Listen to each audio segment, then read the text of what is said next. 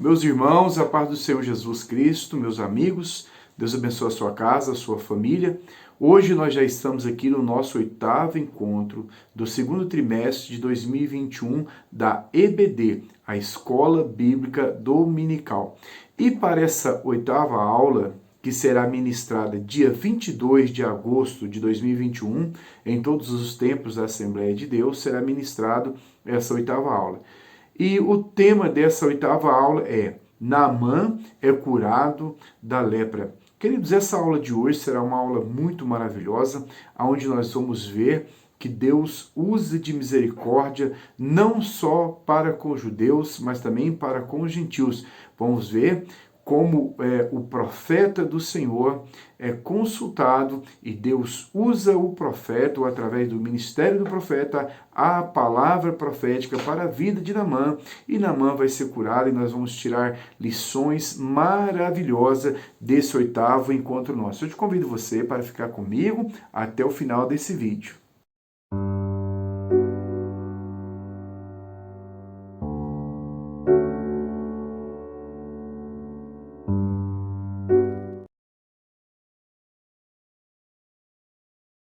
Queridos, então nós já estamos aqui no nosso 8º encontro, ou na nossa 8ª pré-aula do 3º trimestre de 2021 da EBD, a Escola Bíblica das Assembleias de Deus.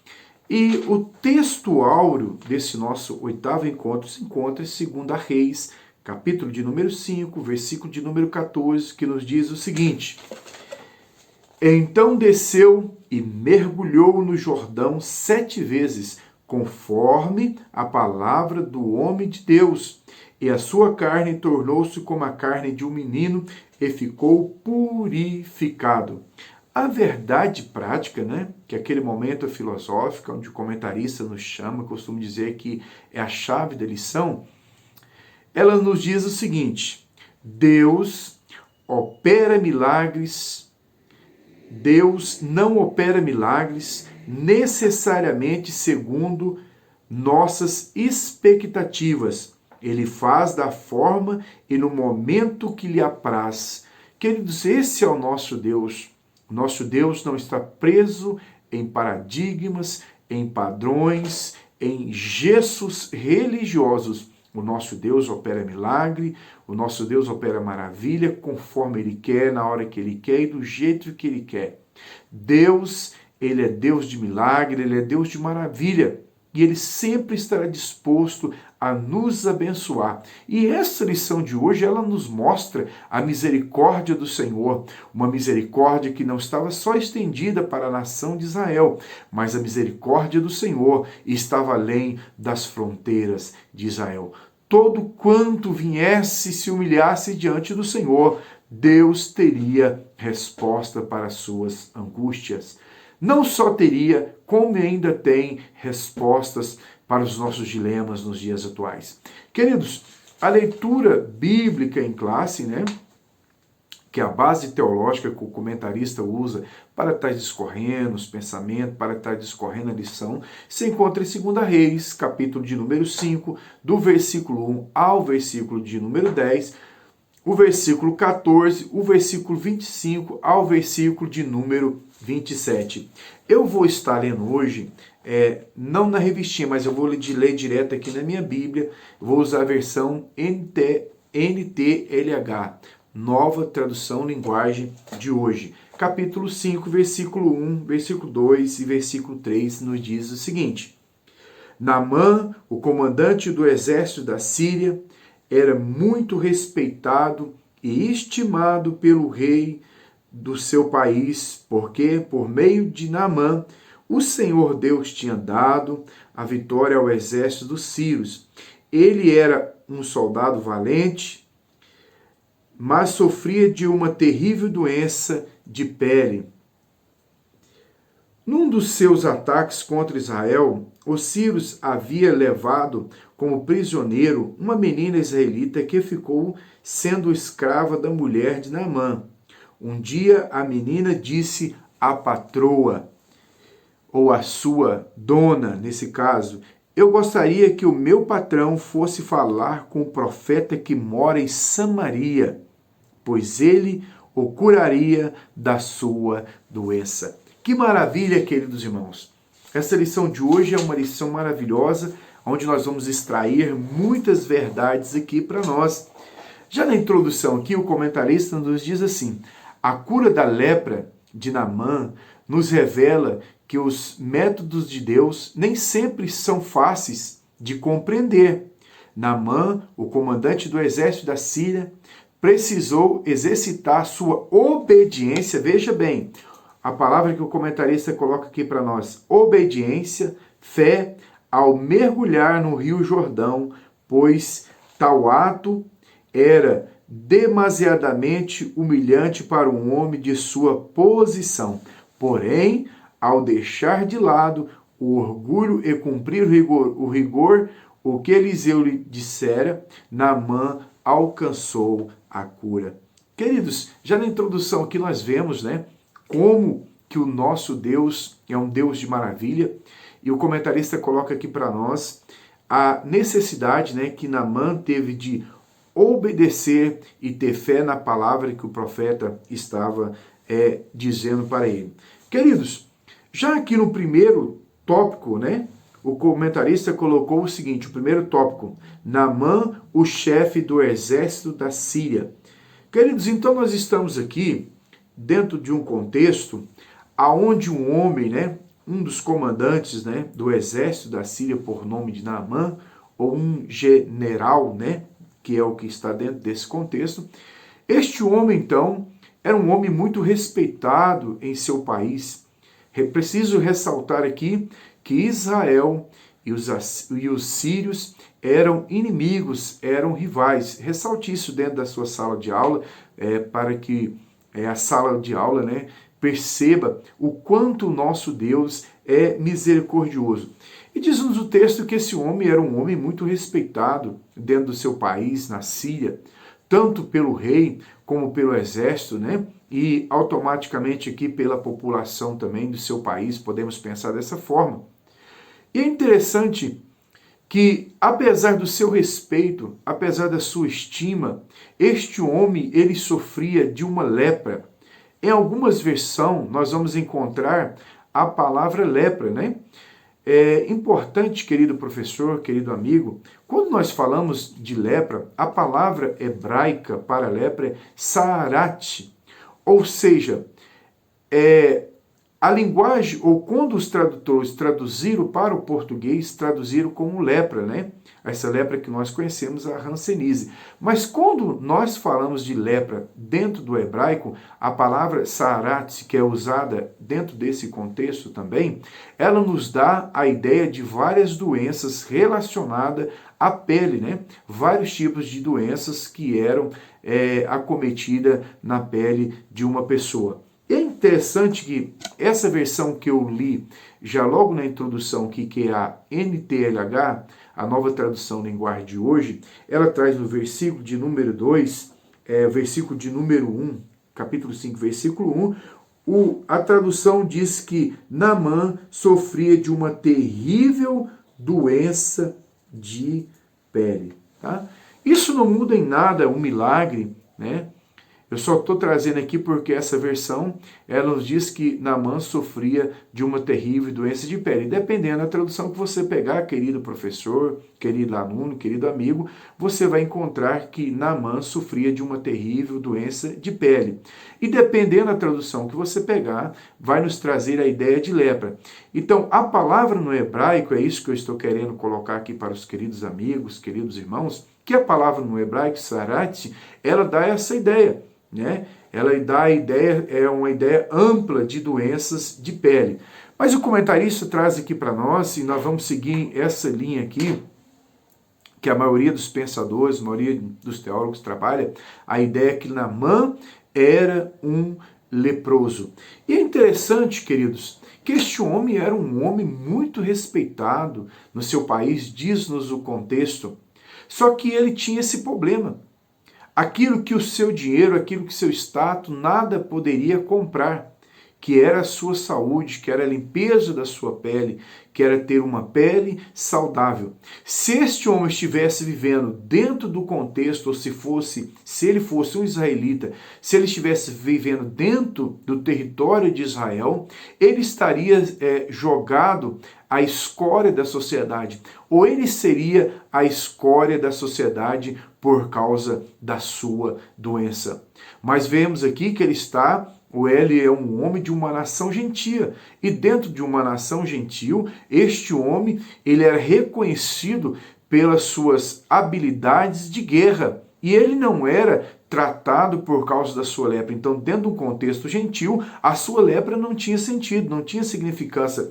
Eu entendo aqui, queridos irmãos, que muitas das pessoas usa esse contexto, ou até a própria Bíblia usa esse contexto de lepra, né, para falar de pecado. Nós falamos aqui de campos espirituais, mas eu estou falando aqui de uma forma bem simples, bem objetiva, para que possamos entender, então, esse contexto.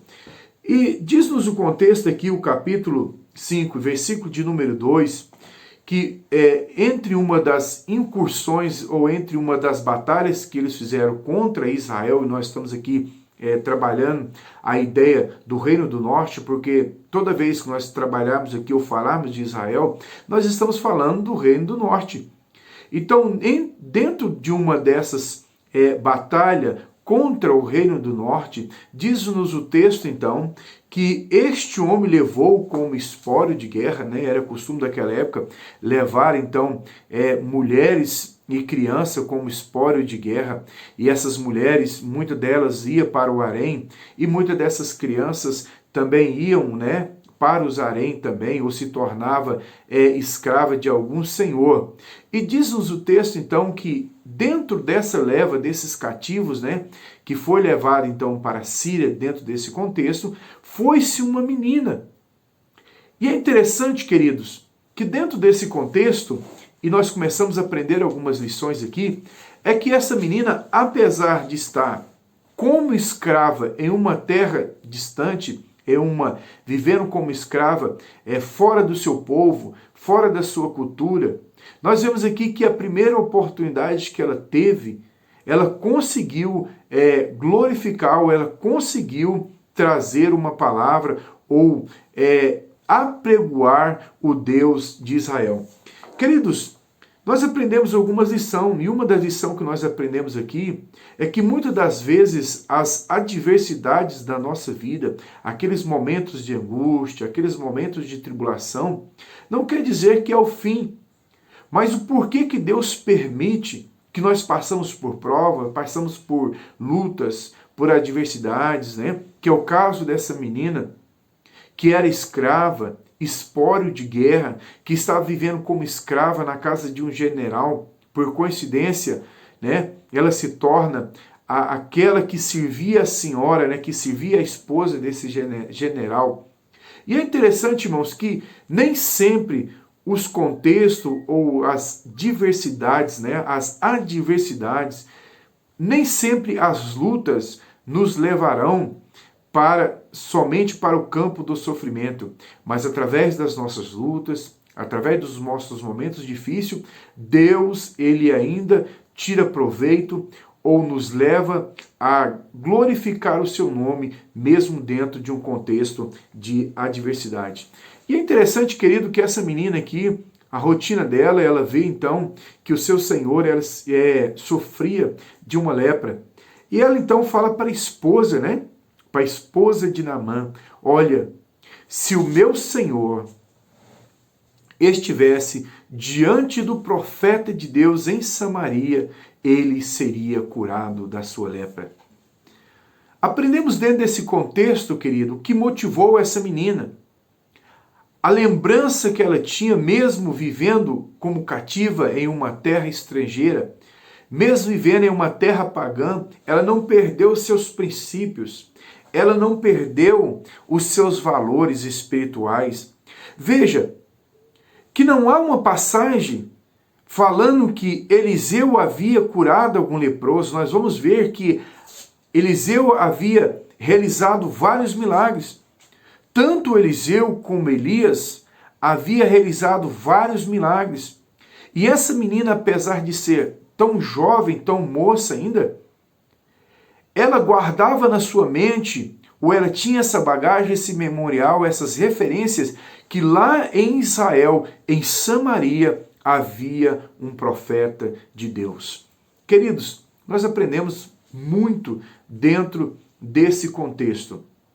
E é uma grande lição nós entendemos que esta menina, ela é inspirada, ou ela entendeu que o mesmo Deus que abrira o rio Jordão, tanto para Elias como para Eliseu, o mesmo Deus que mandou água no deserto, que nós vimos na lição passada, o mesmo Deus que usou a vida de Eliseu com tranquilidade, quando havia morte na panela, é o mesmo Deus que essa menina havia, ou essa menina conhecia. E é interessante que essa menina ela é levada a ter uma fé, porque não há dentro desse contexto dizendo que os profetas haviam curado algum leproso, mas essa menina ela traz uma palavra profética, uma palavra do trono de Deus.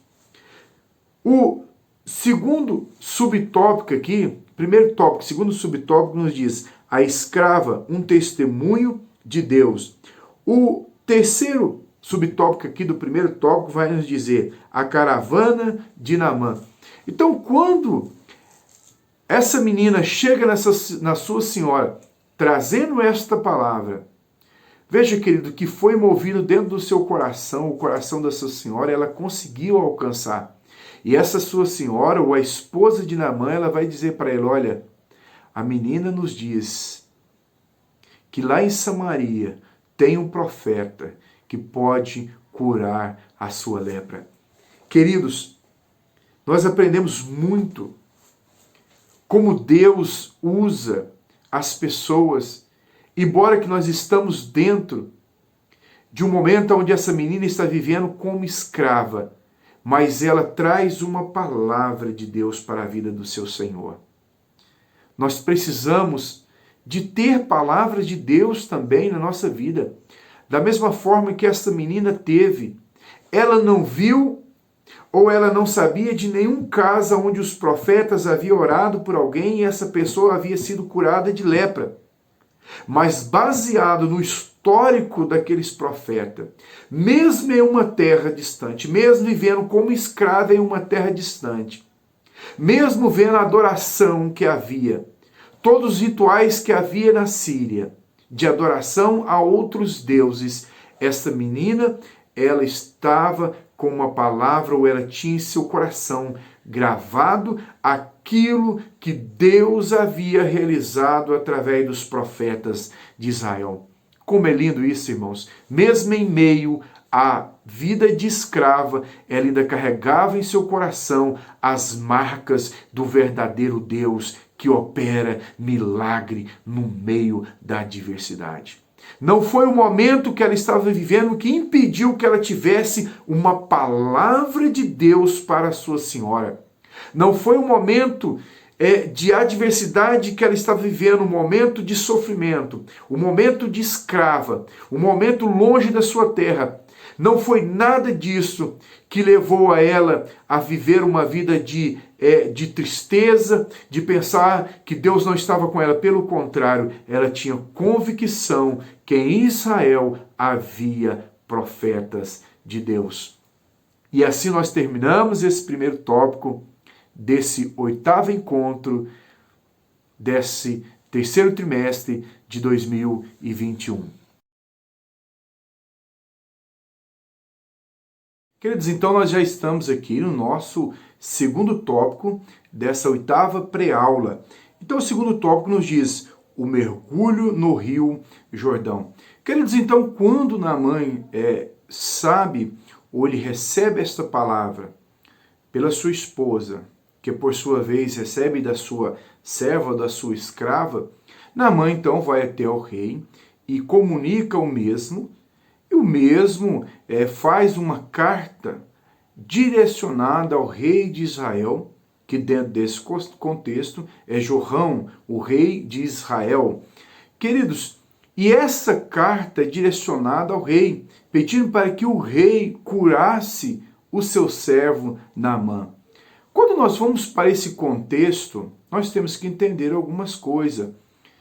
Como o rei de Israel, como Naamã estava se direcionando ao território de Israel, e se o rei de Israel tinha um profeta de tal envergadura, que era o seu servo, automaticamente nós vemos aqui uma diplomacia, ou cria-se a ideia que os súditos estavam à disposição dos reis, da mesma forma que os profetas, os curandeiros, os sacerdotes das outras nações estavam disponíveis à monarquia dos seus países.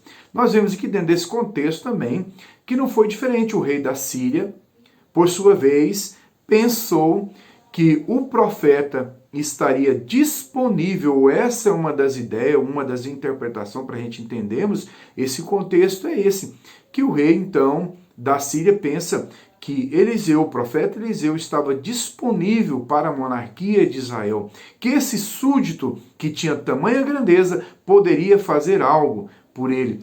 Então nós vamos pegar dentro desse contexto que Naamã sai com a sua comitiva, com a sua escolta, levando prata, levando ouro, levando roupa, tanto para presentear o rei de Israel, tudo indica que sim, como para presentear também o profeta. Era costume, quando você consultasse o profeta, alguém dentro dessa envergadura levar um presente, né? Levar uma dádiva. Então, dentro desse contexto, quando Naamã então chega dentro do reino de Israel e se direciona ao rei de Israel, quando ele lê aquela carta, aquela comitiva, ele que era um homem que estava acostumado à morte, a batalhas, e não a receber uma carta de um outro rei pedindo cura, pedindo libertação. Veja, irmão, como que esse contexto ele é maravilhoso. O rei de Israel estava acostumado a receber carta dos seus outros vizinhos, dos monarcas vizinhos, chamando para a batalha, para a guerra, né? Que eram cartas que levariam à morte, cartas que levariam à batalha, ou alguma carta que levaria à aliança. Mas não estava acostumado a receber cartas pedindo cura, pedindo libertação. E quando essa carta chega na sua mão e ele lê aquela carta, a atitude dele foi uma atitude, por mais chocante que possamos pensar, mas é uma atitude esperada para quem não tinha uma intimidade com Deus.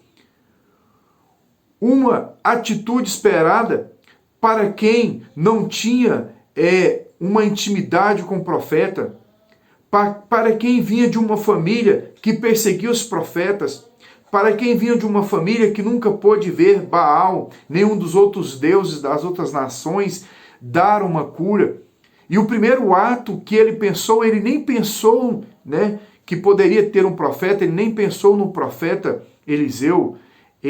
O texto nos diz que ele rasga suas vestes, dizendo que ele não era Deus, que ele não tinha poder para curar alguém ou para matar alguma pessoa. Querido, realmente ele estava falando aquilo que tinha no seu coração, aquilo que tinha dentro dele mesmo. Realmente ele não tinha nada de Deus dentro da sua vida, ele não tinha poder, ele não tinha autoridade, não tinha intimidade com Deus, não conhecia realmente o Deus de Israel, a qual ele servia, a qual a nação de Israel era, né, ou foi chamado do Egito para servir. Não tinha intimidade. Realmente a atitude dele de rasgar as suas vestes, de entender que ele não era Deus, era realmente a atitude esperada de quem não tinha nenhum cunho espiritual. Por mais que nós pensamos, né, ou essa é a atitude de que ele pensou, que realmente ele não era Deus e não tinha poder para curar ninguém. O desespero tomou conta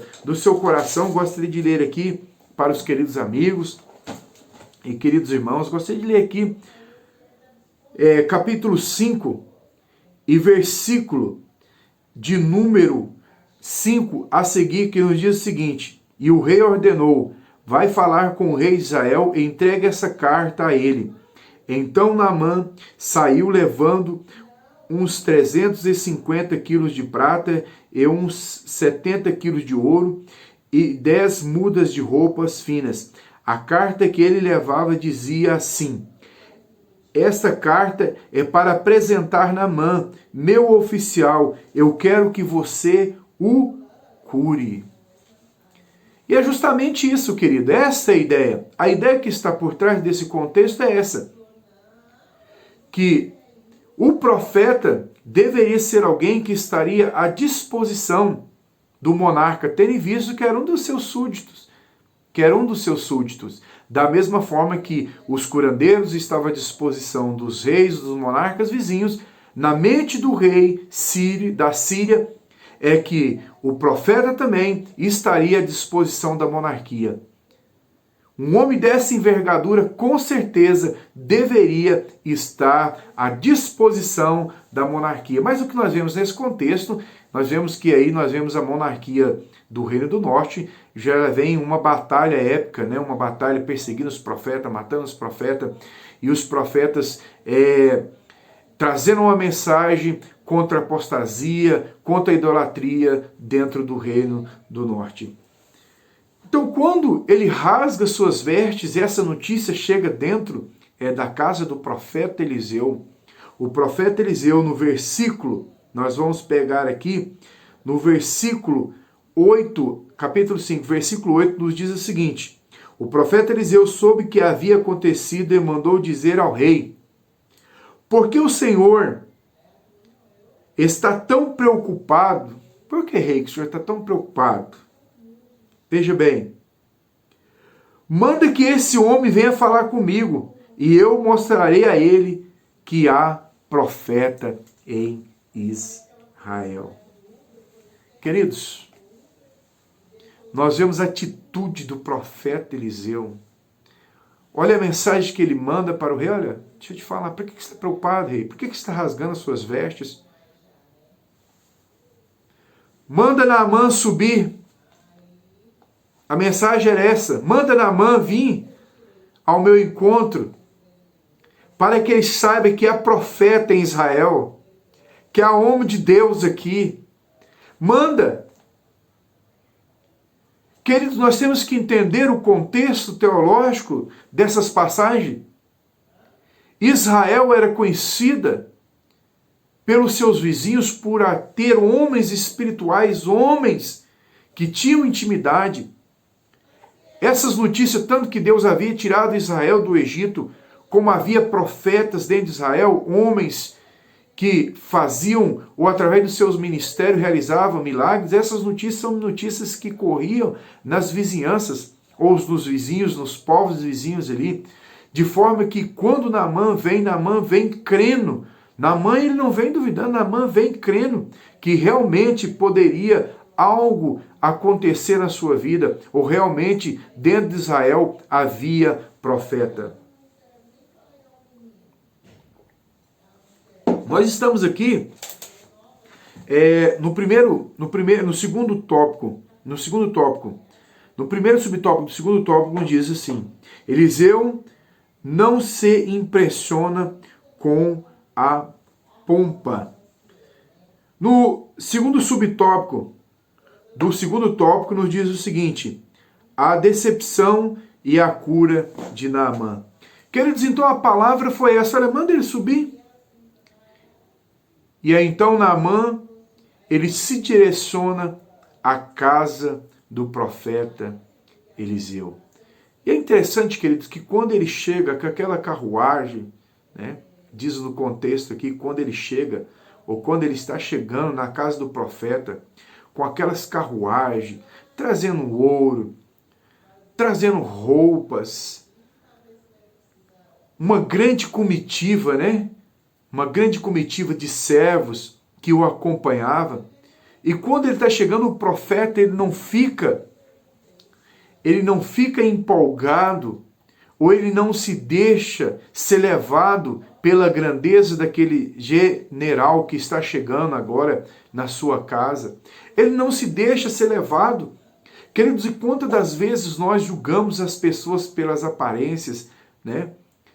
Tratamos as pessoas pelas suas aparências, pelos valores, pelo dinheiro que ela tem, pelos diplomas, pelo cunho social. Se é uma pessoa que mais simples, nós deixamos ela de lado para atender uma pessoa mais abastada. Queridos, que Deus nos livre desse espírito, que possamos ter o mesmo princípio de Eliseu. Quando o homem está chegando na sua residência, ele nem saiu para atender. Veja, um general chegando na sua residência, ele não sai nem para o atender. Ele manda o seu servo encontrar com aquele homem por nome de Naamã, uma autoridade tão importante chegando dentro da sua casa, ou que ia chegar em sua casa, e ele manda apenas o servo encontrar e diz para o homem, então, ou diz para Naamã: olha, vá, mergulhe 7 vezes no Rio Jordão e você será curado totalmente da sua lepra. Que palavra profética! Ele nem recebe Naamã na sua casa, ele já traz a solução, ele já traz uma palavra profética para o general. E é interessante, queridos, versículo de número 10, capítulo 5, versículo 10, eu quero ler. Versículo 9 a seguir, que nos diz o seguinte: então Naamã foi com os seus cavalos e carros e parou na porta da casa de Eliseu. Eliseu mandou um dos empregados saísse e dissesse a ele que fosse lavar 7 vezes no rio Jordão, pois assim ficaria completamente curado da sua lepra. Naamã, e aí nós vamos ver aqui a atitude de Naamã no versículo 11. Mas Naamã ficou muito zangado e disse... Querido, nós vamos ver dentro desse contexto que Naamã ele ficou um pouco contrariado com a atitude do profeta Eliseu, porque o próprio texto vai nos dizer o que o texto está dizendo.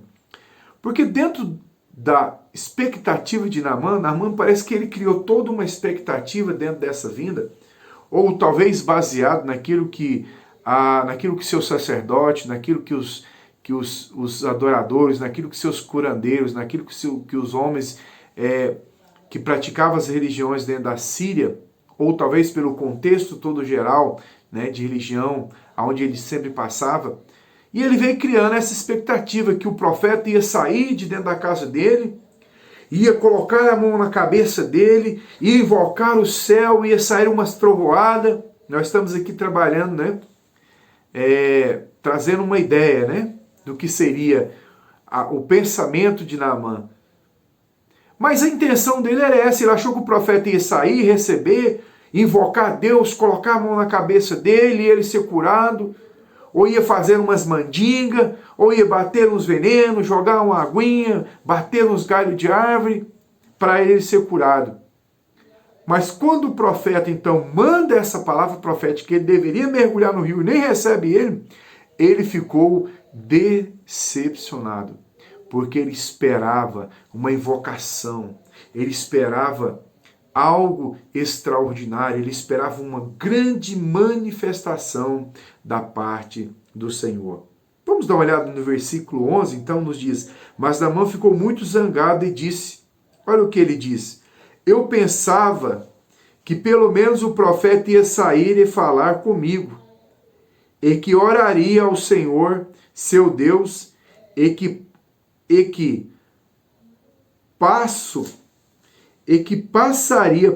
passaria a mão sobre o lugar doente e me curaria. Então ele esperava que o profeta saísse, colocasse a mão dele, passasse a mão no corpo dele, invocasse a Deus e ele seria curado. Mas pelo contrário, versículo 2, além disso, acaso os rios Abana e Farpã, que são os rios em Damasco, não são melhores do que qualquer rio da terra de Israel? Será que eu não poderia me lavar neles e ficar curado? Naamã está decepcionado com o profeta. Porque dentro do contexto dele, dentro da ideia da religiosidade, queridos, muitas das vezes nós estamos presos em religiosidade. A religiosidade ela é muito perigosa, porque ela nos leva a querer engessar Deus. Olha, Deus só cura da forma que eu penso. Deus só opera da forma que eu penso. Então, quando nós temos uma mente religiosa, que é o caso de Naamã aqui, ele vem num ato de fé, mas a sua mente é uma mente religiosa, uma mente cheia de dogma, uma mente cheia de paradigmas, uma mente cheia de ideias religiosas. Ele criou-se toda uma ideia, ele criou todo um contexto. E quando ele chega diante do profeta, que não é aquilo que ele pensava que o profeta deveria fazer, ele fica decepcionado. E a ideia do texto aqui é que Naamã está indo embora, está voltando. Mergulhar em rios? Os rios lá de Damasco não são bem melhores que esses daqui, não? Não poderia eu mergulhar lá e ser curado? Que negócio que é esse? Eu estou todo aqui pensando que o profeta vai me curar, vai pôr a mão e de repente ele manda eu? Então essa é a ideia, queridos amigos, queridos irmãos. O que nós encontramos nesse contexto é Naamã desistindo, é Naamã indo embora. Mas quando ele está indo embora, versículo de número 13, como é importante. Nós temos pessoas sábias.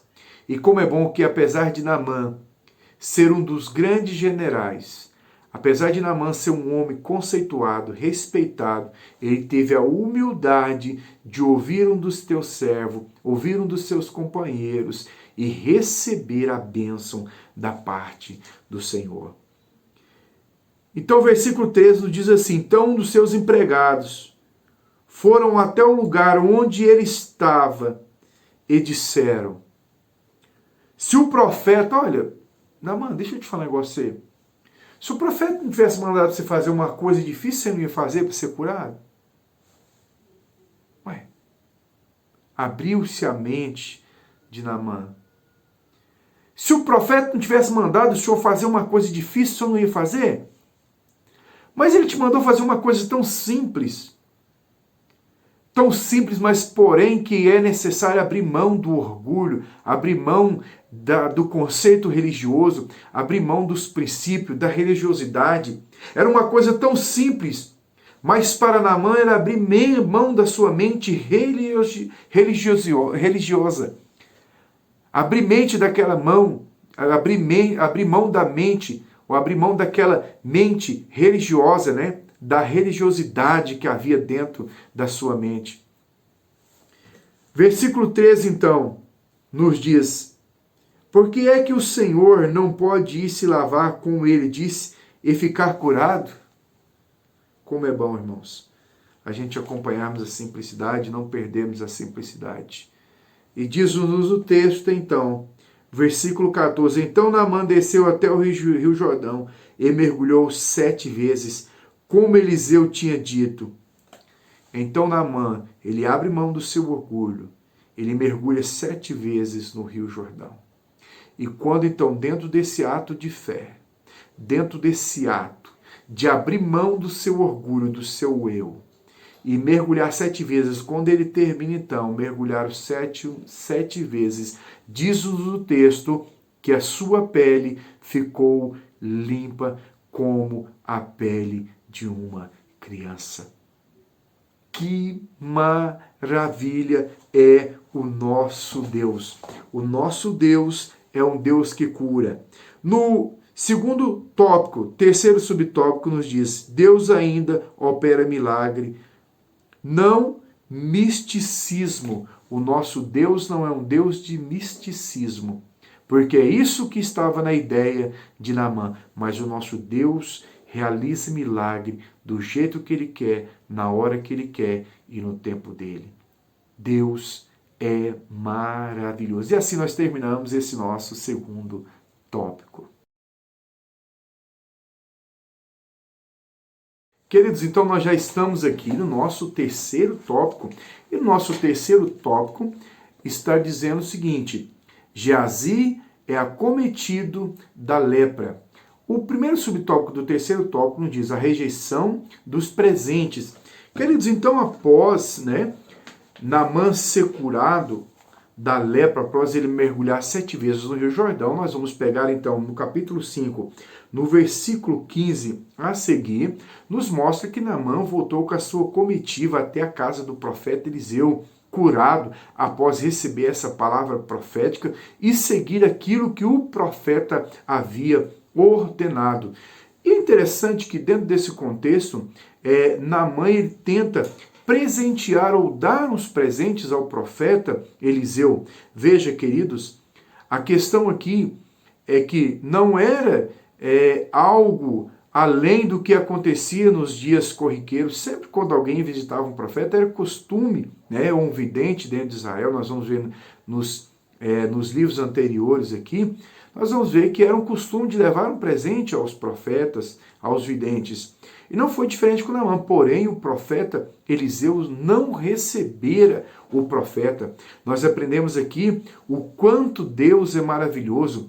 Parece que o que passa dentro desse contexto é que o profeta Eliseu gostaria ou queria que Naamã entendesse que as bênçãos do céu era de graça dentro da sua vida. Nós vemos aqui a graça e o amor de Deus, e essa graça e esse amor de Deus, ela não estava sendo só manifestada para com o povo de Israel. O nosso Deus também manifesta o seu amor e a sua graça para os povos de outras nações. Como Deus é maravilhoso, irmão. Como a misericórdia do Senhor ela não estava restrita apenas ao povo de Israel. O desejo de Deus sempre foi alcançar a toda a humanidade, e isto se cumpre na pessoa de Jesus Cristo. Então, querido Naamã, ele tenta presentear o profeta Eliseu, porém o profeta não aceita as dádivas, não aceita os presentes, né, que agora ele está oferecendo. Então, dentro desse contexto, quando Naamã ele não consegue que Eliseu recebesse os presentes, Naamã ele vai fazer um pedido interessante ao profeta Eliseu, que muitas das vezes parece meio estranho dentro da nossa cultura ou dentro do nosso contexto que nós estamos vivendo em pleno século 21, que está aqui, né?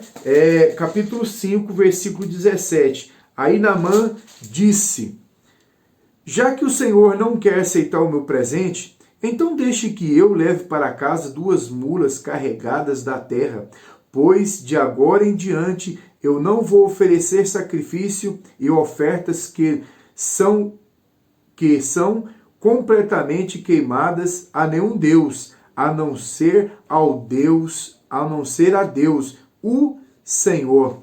Queridos, parece que é um pedido estranho, né? Que ele faz aqui um pedido para levar, né, terra de Israel. Veja, querido, o contexto histórico, cultural da época, acreditava-se então, quando você saísse de um país ou de uma terra e passasse para outra terra, aquele Deus que estava naquela terra ali, que seria o Senhor, né? Que você estaria debaixo da administração daquele Deus, daquela outra terra, você estaria debaixo daquela tutela. Então havia esse costume, ou havia essa cultura. Quando Naamã ele faz esse pedido de levar, então, terra de Israel para Síria, ele está entendendo que só dentro do território de Israel que poderia-se, então, adorar a Yahvé, só dentro daquelas terras. O ato dele levar aquela terra, apesar que parece que é uma crendice, né? Parece que é uma crendice popular, cultural daquela época, mas dentro do contexto de conversão, Naamã estava provando que ele havia se convertido realmente, ou ele estava crendo que somente o Deus de Israel era o Deus verdadeiro. E esse ato dele de levar essa terra prova que o seu coração estava convertido ao Deus de Israel. O versículo de número 18 nos diz o seguinte: mas eu gostaria que ele me perdoasse uma coisa, que é a seguinte. Olha o pedido de Naamã: olha, eu gostaria que Deus me perdoasse. Eu quero levar a terra. A ideia é essa: eu vou adorar a Deus na Síria. A ideia que perpassa aqui é a ideia de montar um altar a Yahvé na Síria, um altar aonde ele pudesse adorar o Senhor. Esta é a ideia que está por trás desse contexto. E ele vai fazer um pedido: olha, quando eu estiver a serviço do rei e tiver que entrar no templo, Quando o rei for adorar os outros deuses, eu vou ter que entrar ali. E quando eu estiver entrado ali, tiver que me prostrar, veja o contexto, vamos dar uma lidinha? Nos diz o seguinte: mas eu gostaria de que ele me perdoasse uma coisa, que é a seguinte: quando eu tiver de acompanhar o meu rei ao templo de Rimon, o deus da Síria, para lhe adorar, eu vou ter que adorá-lo também. Que o Senhor Deus me perdoe por isso. Veja, queridos, é um paradoxo religioso aqui. Um paradoxo, queridos. Dentro dos ofícios daquele general de servir o rei da Síria, haveria momento que ele tinha que entrar dentro do templo. Ele era um pagão. E quando ele entrasse dentro daquele templo, nós estamos dizendo aqui, quando ele entrasse dentro do templo de Rimon, ele teria que adorar. Ele teria que mostrar que ele estava do lado do rei. Ele teria que adorar Rimon. E Naamã, antes de pecar, veja o que é o arrependimento. Antes de pecar, ele já está falando para Eliseu: olha, eu queria que Deus me perdoasse, porque eu reconheço que o único Deus verdadeiro é Yahvé. Mas dentro dos meus ofícios, como comandante de exército, eu tenho que acompanhar o rei em momentos de festas religiosas. E quando todos dobrarem o joelho, eu vou ter que dobrar o joelho também. Como entender essa passagem, queridos? Uma passagem onde nós vemos uma verdadeira conversão, que antes dele pecar, ele já tem essa consciência que ele pecaria, mas ele queria que Deus o perdoasse. E o profeta Eliseu disse: vá em paz. Nessa versão aqui que eu estou dizendo, diz boa viagem, mas em outras versões diz vai em paz, segue o seu caminho. Deus é aquele Deus que conhece todas as coisas, irmãos. Deus conhece tudo. Querido professor, querido aluno, e para fechar a lição aqui, quando nós vamos fechando aqui agora, quando então Naamã está longe, Geazi, que é o seu moço, que é o que está dentro do terceiro tópico aqui, Geazi, quando vê aquele ouro, aquela prata, as mudas de roupas que foram dispensadas pelo profeta Eliseu, Geazi não entendeu o cunho espiritual, Geazi não entendeu a visão espiritual que estava envolvida nesse texto, e ele diz: olha, juro por Deus que eu vou atrás desse dinheiro. Querido, quantas das vezes nós deixamos o mundo espiritual para agradar o mundo material? E Geazi, ele foi levado pelo aquele ouro, pelaquela prata, ele não consegue entender a ideia do profeta de rejeitar a prata, rejeitar o ouro, rejeitar as mudas de roupa. Ele não consegue entender a filosofia espiritual que havia dentro daquele contexto. Ele não consegue entender a visão espiritual. Geazi é levado pelo ouro e pela prata, e ele sai então de encontro. Ele sai de encontro a Naamã. É interessante, queridos, que o pior dele sair de encontro, versículo 22, ele mente ainda, no nome do profeta, além de ir atrás do ouro, atrás da prata, daquilo que Eliseu que não estava com ele, com o coração de Eliseu não estava junto com ele, além disso ele mente. Vamos dar uma olhadinha no versículo 22, para nós fecharmos essa aula de hoje. Nos diz assim, versículo 21, capítulo 5, versículo 21, a seguir diz assim: então Geazi saiu correndo. Quando Naamã viu que um homem vinha correndo atrás dele, desceu do carro e perguntou: aconteceu alguma coisa? Naamã diz, Geazi diz então: não, respondeu Geazi, mas o meu patrão mandou dizer que agora mesmo chegaram 2 membros de um grupo de profetas da região montanhosa de Efraim. Então ele gostaria que o Senhor desse a ele umas 30 quilos de prata e 2 mudas de roupa fina. Queridos, nós vamos ver dentro desse contexto que ele mente, como se os profetas de Deus dependessem do ouro da Síria para sobreviver. E Geazi mente em nome do profeta Eliseu. E diz no texto então que Naamã, ele faz isso tudo, ele monta, ou ele dá o ouro, manda os seus servos levar de coração, porque ele não sabe o que está acontecendo. Mas quando ele chega, Eliseu, ele traz uma palavra